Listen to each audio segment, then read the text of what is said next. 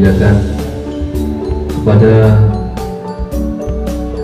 Ketua DMI Kecamatan Karangploso yang saya hormati. Di kesempatan yang berbahagia ini kita semua dapat dikumpulkan di tempat yang insyaallah penuh barok dalam rangkaian acara pelatihan manajemen kurban dan penyembelihan halal yang mana acara ini diselenggarakan oleh PBNU Kecamatan Karangploso, MUI dan DMI Kecamatan Karangploso. Mudah-mudahan acara yang terselenggara di siang hari ini selalu mendapatkan ridho dari Allah Subhanahu wa Ta'ala. Amin. Kedua kalinya salawat dan salam mudah-mudahan para junjungan kita Nabi Agung Muhammad sallallahu alaihi wasallam beserta para keluarga, sahabat dan pengikut setianya, mudah-mudahan dalam hal ini termasuk kita semua. Amin ya rabbal alamin. Ma'asyiral hadirin yang kami hormati, untuk menyingkat waktu perlu kami bacakan susunan acara pada siang hari ini.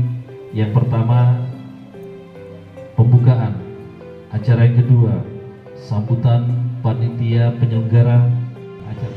Baiklah Bapak Ibu dan Bapak hadirin yang kami hormati, untuk mengawali acara pada siang hari ini, marilah acara ini kita buka dengan bacaan Al Quran. Mudah-mudahan acara yang akan kita laksanakan di siang hari yang berbahagia ini selalu mendapatkan ridho dari Allah Subhanahu wa Ta'ala. Amin. Ala dunia wa ala dunyati sholihah wa ila hadratil Mustafa Rasulullah sallallahu alaihi wasallam.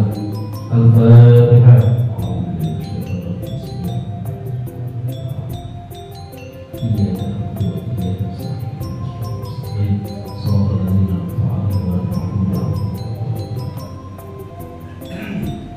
Disampaikan terima kasih untuk acara kedua, sambutan Ketua Panitia Penyelenggara yang akan disampaikan oleh Bapak Ujo. Kepada beliau disilakan.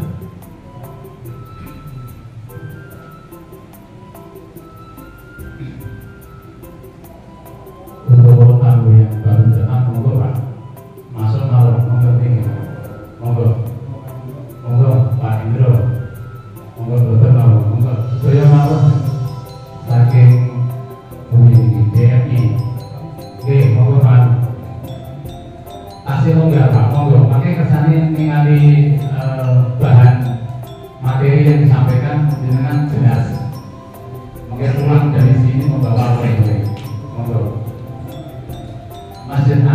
Ya, monggo.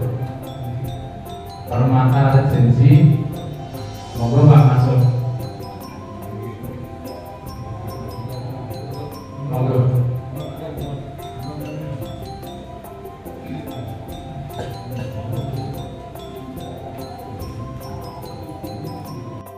Yang kiranya kurang lebih 2019 insya Allah ada musola ini sampai sekarang berdiri dalam kondisi seperti ini, tapi insya Allah tidak mengurangi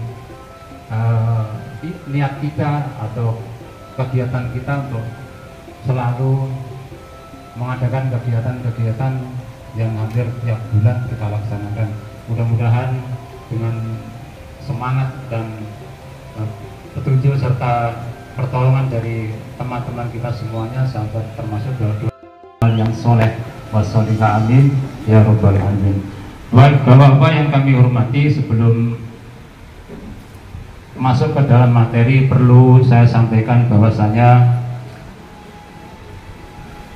adanya GSN ini dibentuk dari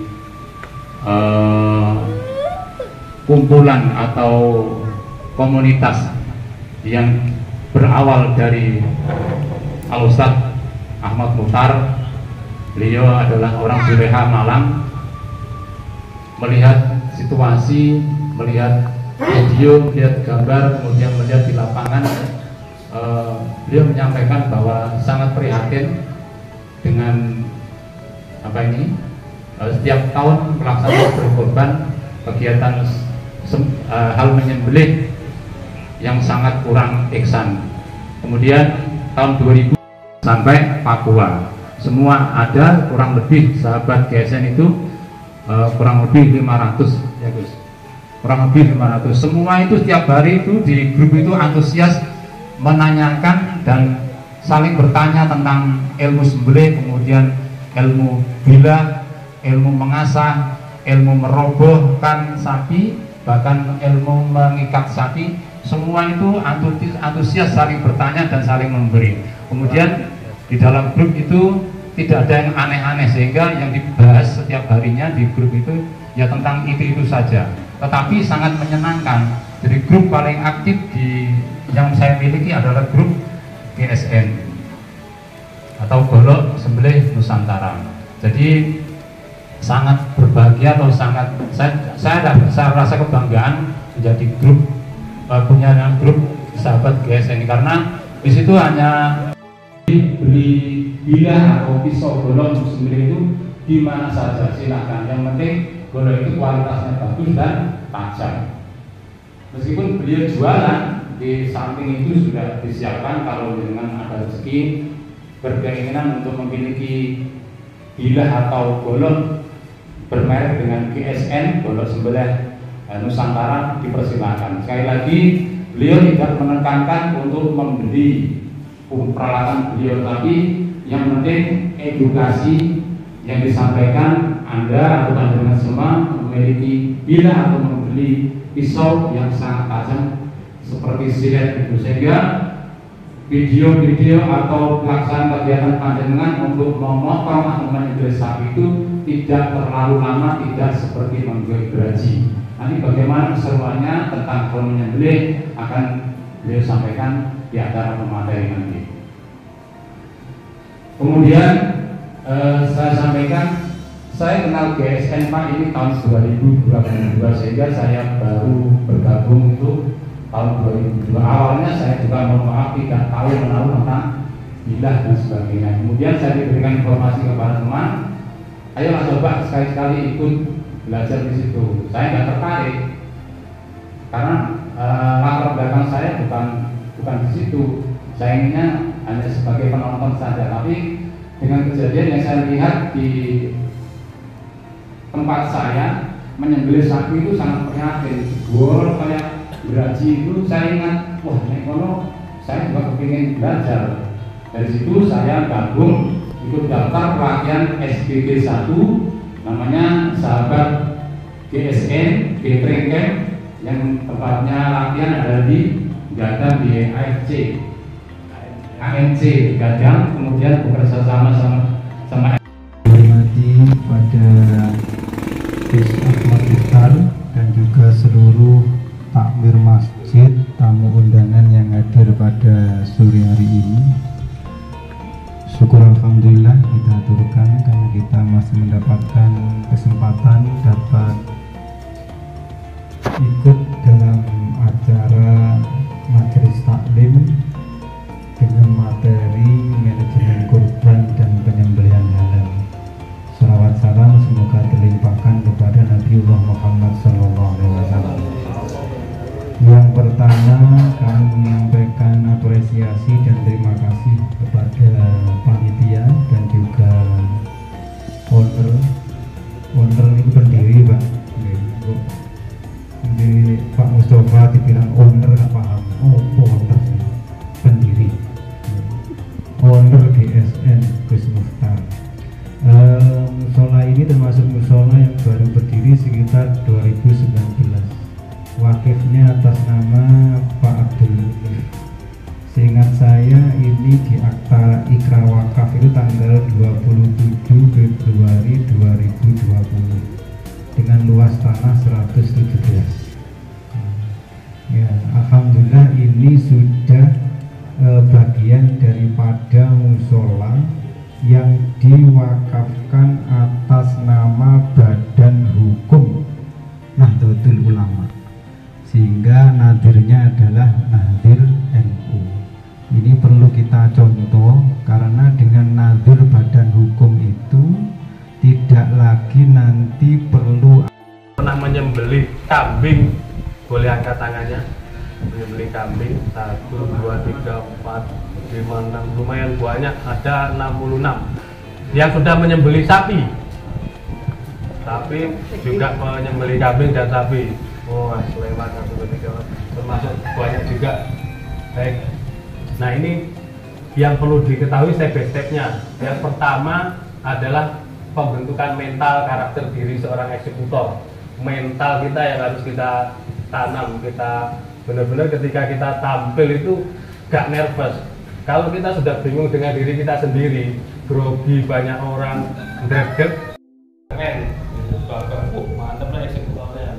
Nah, perlu diketahui sama seperti tadi itu ada istilah-istilahnya. Sebenarnya eksekutor itu adalah yang menyembelih atau yang mengeksekusi, tapi kebanyakan orang menyebutnya jagal. Padahal jagal itu yang jegal. Yang jegal, yang rombongan sapi itu jagal namanya. Nah, sedangkan yang menyembelih itu eksekutor. Nah, ini yang harus kita pahami.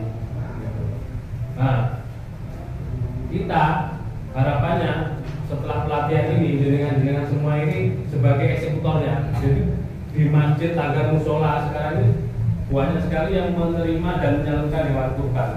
Jangan sampai orang lain yang menyembelih. Kalau jenengan undang jagal, nggak apa-apa, tapi tetap jenengan yang menyembelihnya, gitu. Karena ngono biasanya yang ngono langsung yang ngono dari waktu itu tidak bisa.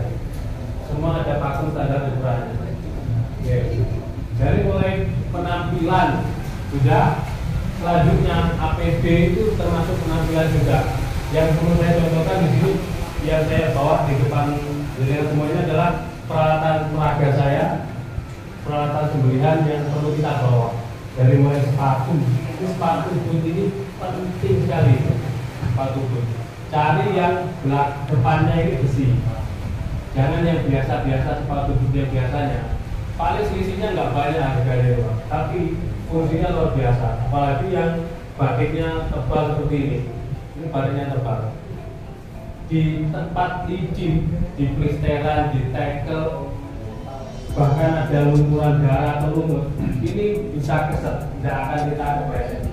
Ya. Saya izin saya pakai dulu ya ini. Tidak ada niat saya mengotori tempat musola kita, tidak ada niat menghina, meremehkan ataupun melecehkan. Jadi ini saya izin dulu.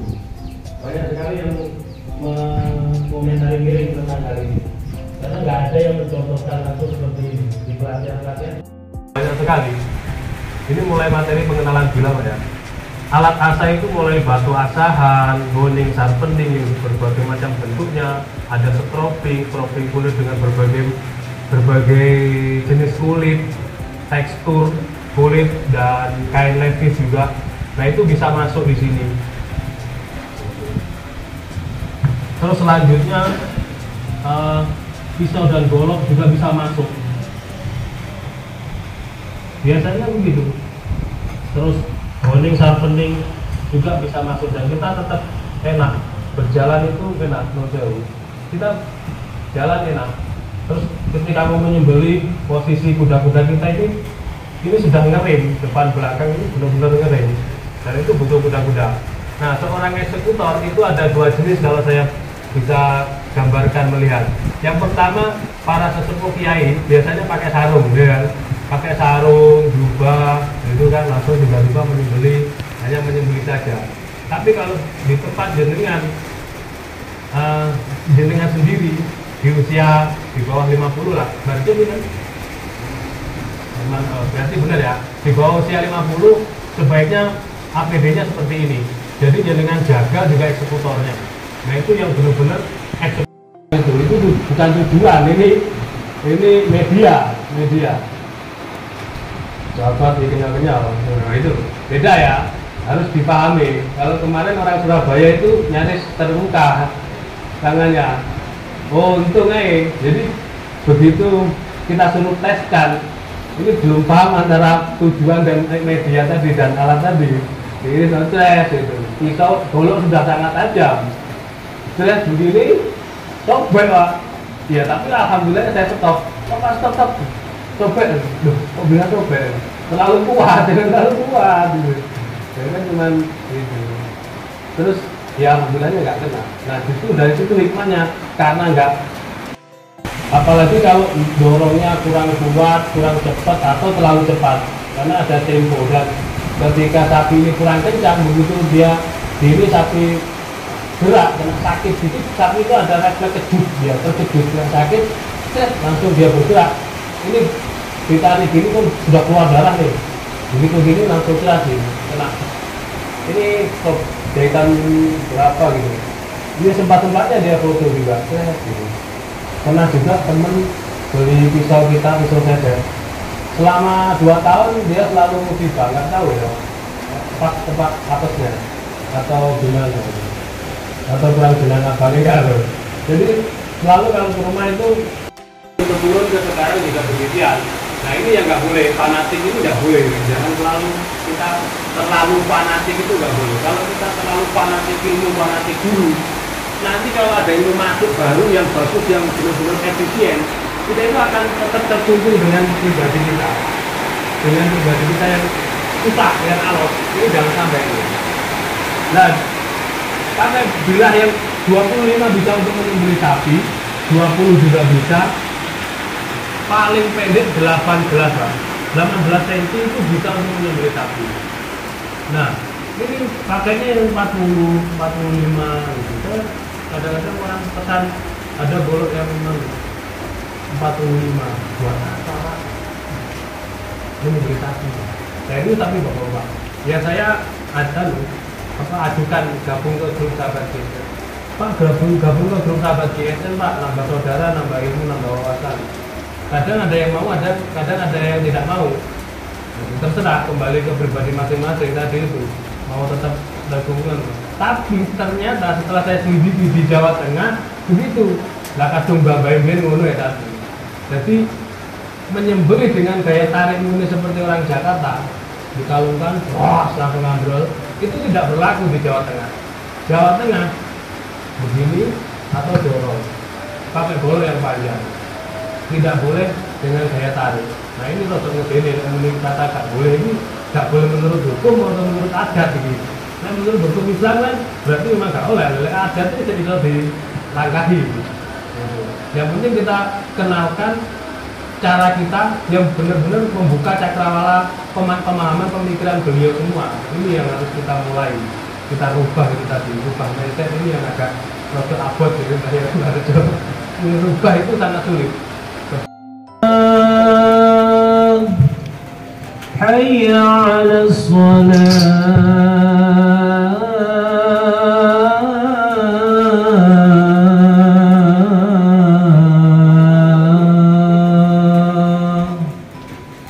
حي على الفلاح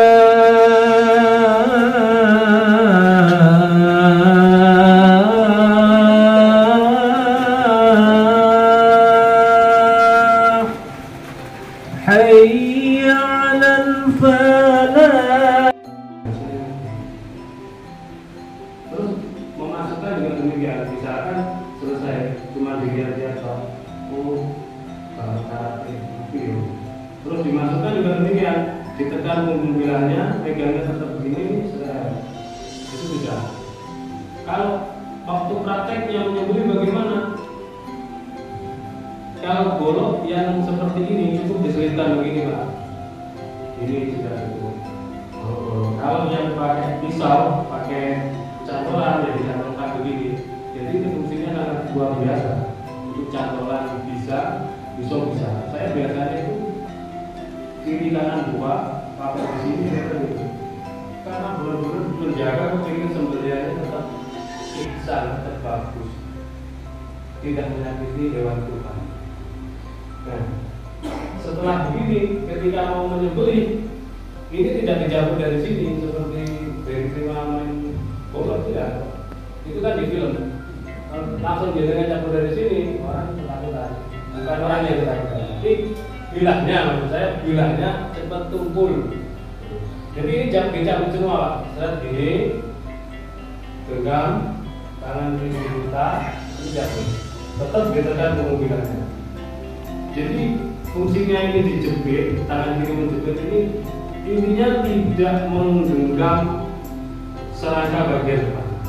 Karena ini hanya lem, kekuatannya hanya lem G di sini. Khawatirnya nanti kalau ini membentuk refleks positif. Jadi membentuk refleks positif. Banyak sekali di dunia sembelihan ini yang saya simpulkan bisa dibentuk refleks positif tersebut. Nah, kalau refleks positif ini, refleks itu sesuatu perbuatan, gerakan atau ucapan yang kita lakukan sengaja atau tidak sengaja tapi sudah terbentuk kebiasaan. Kaya contohnya umpamanya dengan wangi gitu. Ini dari tanduk sopal, yang ini single meeting namanya. Sopal ini dari tanduk. Kalau sering bergesek-gesekan dengan sopal atau serangka bagian dalam, mata bila ini cepat kumpul yang tidak kelihatan. Di situ. Jadi harus ditekan cara menjabutnya. Set, menyarungkan juga demikian ditekan. Terus ini tidak boleh menggenggam. Jadi nanti jenengan harus refleks. Kalau ketemu bilah tradisional harus bisa. Selanjutnya kalau yang ada cetekannya bagaimana? Amankan dulu cetekannya. Cetek dengan jari tengah, jari kelingking atau jari telunjuk, atau jari kelingking, atau jari manis. Begini. Jangan dibuka tok terus ditarik. Kalau dibuka tok ditarik, saya bukan eman tangan jenengan, tapi eman sarung saya ini. Tua ini sarung rugi. Nah seperti itu. Jadi diamankan begini baru ditarik. Kalau yang seperti ini apakah agak sedikit ribet pastinya kalau dipakai begini. Harus diamankan. Misalkan di sini juga begitu diamankan. Makanya saya paling senang yang model selopokan. Model selopokan begini tinggal ditarik, set, sudah. Terus membawanya begini Pak. Ketika mau menyembelih membawanya begini dilipat. Jangan dengan begini. Meskipun ada gelas, baru siap tarik belakangnya. Terus kemana? Meskipun ini belum ada tetap beda lagi. Karena ini sangat tajam bisa buat menyembelih sapi. Orang lain kadang tidak tahu. Orang semua dengan pikiran dan kerjanya, kita yang menjaga diri kita sendiri. Mepet, diperlukan, dan tidak ada yang lain, baru kita bisa. Kalau tidak ada ekstran jauh dari keramaian, misalkan di tengah sawah atau di tengah lapangan ada itu, atau di bordiran masjid yang kerannya jauh, tidak ada selang dan selang sudah dipakai untuk memotong cara tadi. Nah, kita pakai itu tadi, handuk yang sudah dibasahi tadi yang ada di sini. Kalau handuknya sudah basah, tinggal kita mulukin lurus semua. Selesai, bagian sini semuanya, terus kita lakukan. Nah, siap untuk ending atau pembahasan lagi. Ini sebenarnya masuk kategori pelajaran tadi di awal, pengenalan bila, termasuk pernak-perniknya itu tadi. Nah selanjutnya, ketika temennya mau pinjam, ini yang penting, dengar dulu, ambil dulu, atau keset, ya, diusahakan. Terus gini, disekolahkan. dari atas mata bilah menghadap ke bawah, mata bilah menghadap ke atas semua. Dari atas mata bilah menghadap ke atas sudut kemiringan 15 derajat, 10 hingga 15 derajat begini ditekan. Posisinya datar Pak, tidak nusuk, datar. Semakin tinggi semakin halus. Tapi nanti terakhirnya pakai setroping kulit. Nah, ini kan sudah tajam Pak. Kita turunkan. Cuma begini, digesekkan di sharpening 3 kali aja begini. Kalau usah di musuh-musuh gini, aduh gitu. Kesuwen. Cuma 3 kali dan cuma begini tadi. Ini sudah tidak bisa dipakai menyembelih dan tubuh.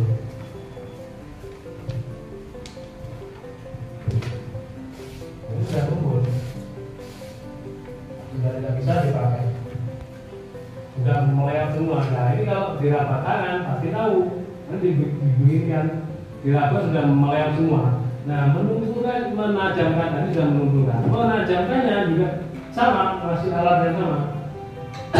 Bukan sulapan. Kan banyak nih dijaga-jaga dengan tahu kalau pas nyeset kok tulisannya kosean gitu. Benar-benar dikosein. Memang kalau untuk seset kerjanya jauh lebih berat daripada pisau sembelih. Ini ilmu ibarat, ilmu ibarat. Pisau seset regane murah, kerjanya berat. Dan hantamkan di alat kosean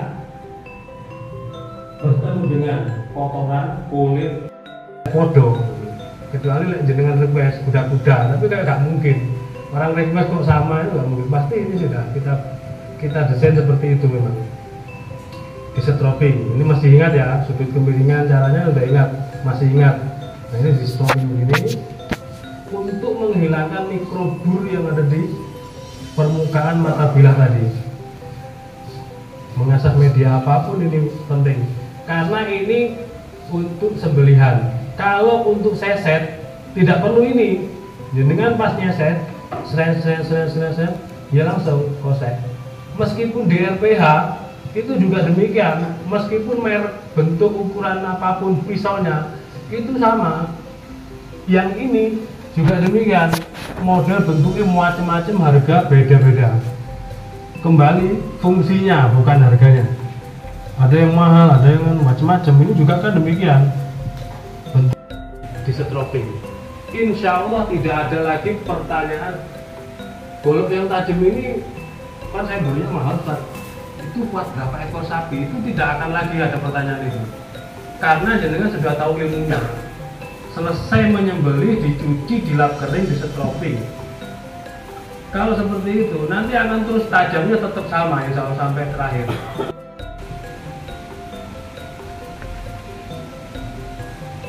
Masih kurang namanya, tinggal di setroping.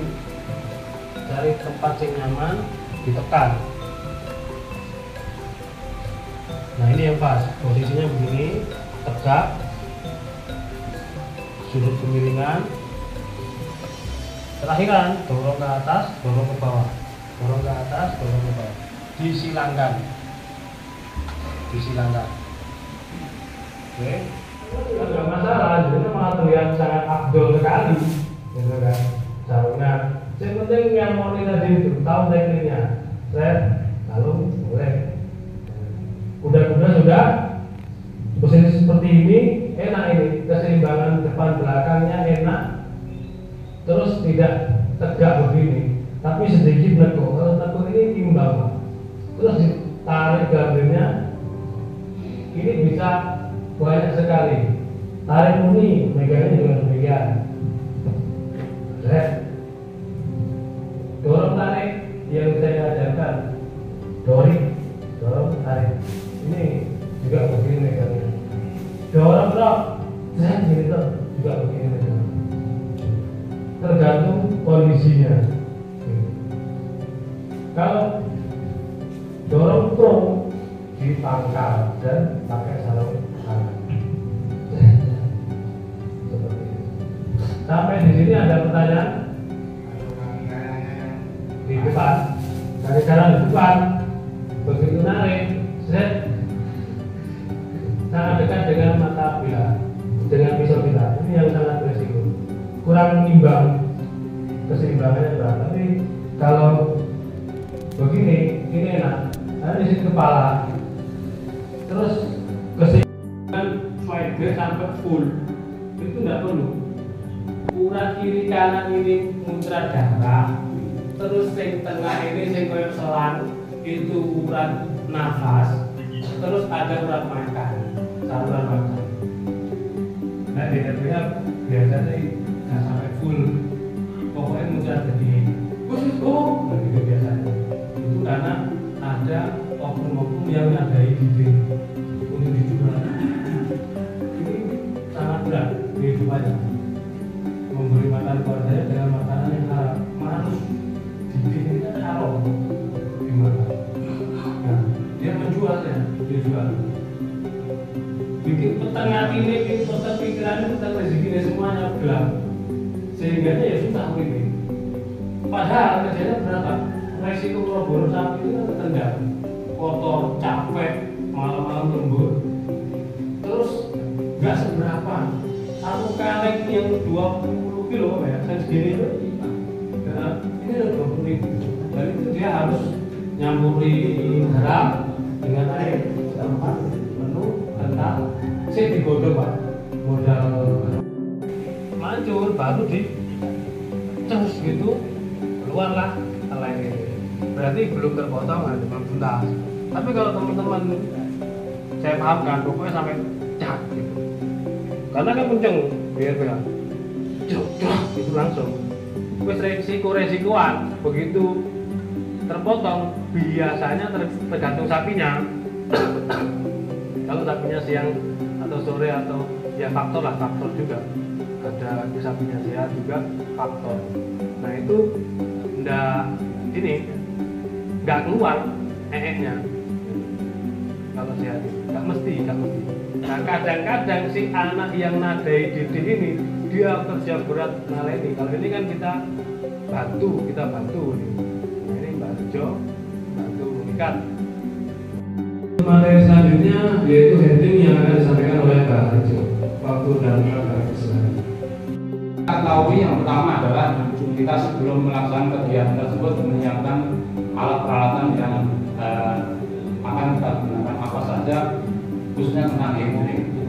Ini saya sampaikan ke panjenengan semua, mohon maaf saya tidak mengajari panjenengan karena saya nggak punya sapi. Ya, nggak punya sapi, nggak perlu Pak Ibu. Bu izin kalau sapi yang saya terima di materi itu, sapi yang menjadi korban atau yang kita korbankan itu kalau bisa tidak langsung dari kandang jauh-jauh langsung sampai sini langsung dipotong.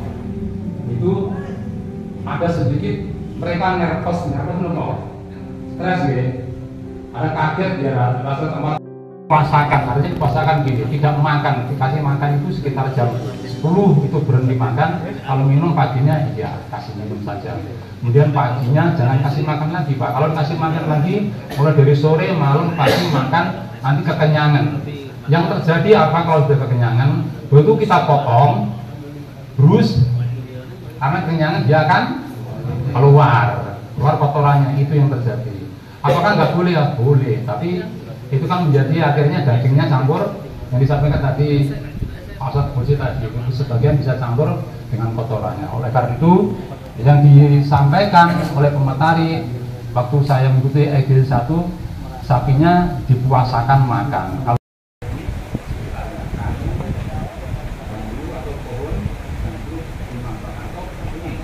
Yang listrik kalau di dalam raya itu, tapi sangat rawan, tapi lebih perhatikan tentang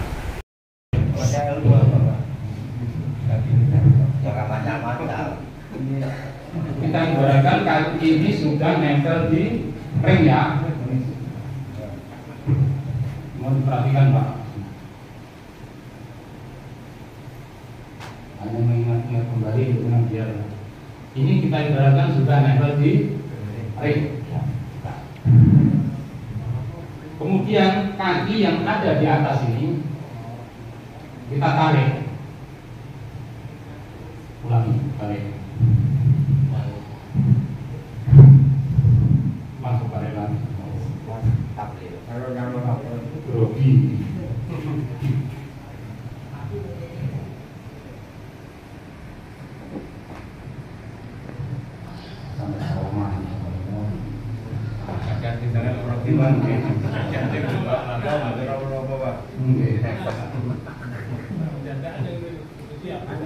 Salah ya. Pakai grogi ini loh. Enggak bisa segede sapi gitu kan. Ada grogi. Coba tak kasih dulu, tak kasih stimulus dulu. Yang kaki kanan terikat, maka kaki kiri biasanya ada posisi di depan sini. Kita tarik Pak, tarik kanan dulu. Ya, ini ya. Kemudian keluar. Baru kita tarik di sini. Mas. Terus satu bundel. Ini fungsinya untuk dilakukan. Nah ini yang dilempar yang sebelah mana? Bundel apa lurus? Bundel. Dilempar? Bundel kiri. Nah, ini yang dilempar adalah yang lurus. Nah, teknik melemparnya itu dilempar kalau sendirian di RPH. Tapi kalau dilempar atau disendal, itu nanti akan otomatis lari ke sini. Kalau sendirian, tapi di Idul Kurban karena banyaknya orang yang kita hargai, mereka ikut kurban tenaga kok. Ayo Pak, begini, terus diarahkan begini, lalu ini dimasukkan yang bundel. Terus selanjutnya kita pegang keduanya, namanya tali ulur. Ada yang narik, ada yang diulur. Seperti ini. Terus sampai posisinya ini ke bawah, mepet di perut, di udel di bawah. Nah, letaknya di mana? Di depan testis. Letaknya ini. Terus yang atas ini di atas, depannya belum. Ini belum tulang itu belum itu kelihatan kok. Nah, itu di depannya. Ini sampai kenceng gini, terus ditarik tapi nariknya ke bawah, bukan ke samping. Nah, nanti pas saat roboh, namanya roboh Mas. Ini sudah kencang ya. Pas roboh posisinya di sini jenengan benakno dhisik. Di benakno gini benar-benar sampai dikencengin malih. Nah, ini sudah terkencang sampai di sini paham ya? Nah, ini tadi posisinya kepala sudah terikat kencang, mepet tiang listrik atau patok atau ring. Terus karena untuk menghindari resiko ini terkencang ya, jangan dilepas dulu sebelum yang mengikat kaki ini selesai tugasnya. Terus saat posisi begini, ini untungnya pakai sepatu boot itu gitu, sangat luar biasa sekali semuanya. Terus jangan dulu ditali nih, begitu masukkan begini sebelumnya itu jenengan utik. Kalau diutik dia nggak mancal berarti sudah terkekang, kenceng berarti itu aman. Tapi jika nusin utik, tarik, ini. Nah itu baru dibilang kaki mana yang diikat? Duluan, kiri, belakang. Selanjutnya ngambil dari atasnya Pak. Atas, ini dipegang begini. Ini atas begini. Set. Sampai di sini Pak. Ini saya becek pelan tapi paham dari mana begini. Ya. Terus diambil lagi ini, dikunci keduanya. Begini bawahnya. Ini begini. Ini tetap dipegang. Ini diolot. Terus ngonci. Oke. Nah ini nanti jenengan belajar ambil kode nih di rumah. Pakai ini. Insya Allah terus hafal sampai hari H. Nah selanjutnya ini kan ini sudah ngonci lah. Ini sudah ngonci. Sampai di sini ininya di sini. Kalau Barat Jawa tadi di sini itu salah. Tapi yang benar di sini. Terus dikenceng no. Nah sekencang mungkin.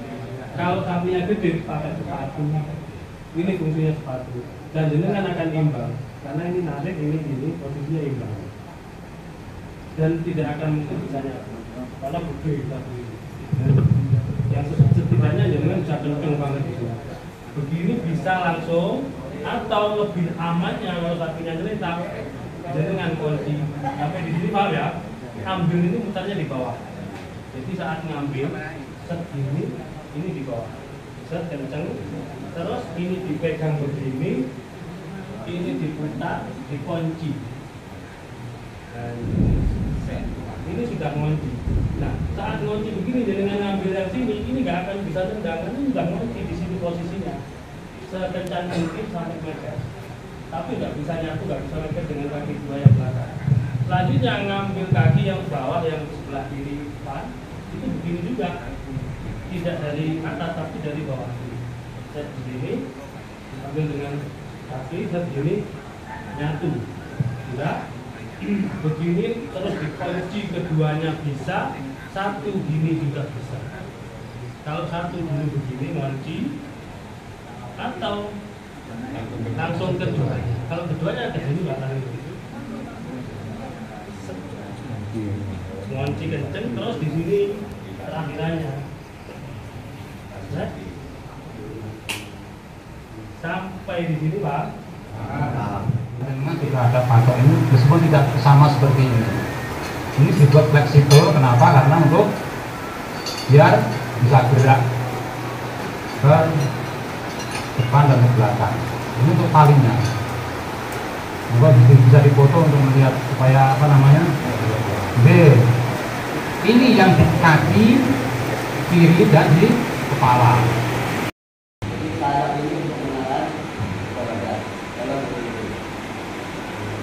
Sedikit tambah Pak. Masalah ini master. Tadi kalau bisa kira balik alhamdulillah. Oke. Oke, aman. Ribon. Aman hari ini. Tambah ya? Alhamdulillah. Ya alhamdulillah. Assalamualaikum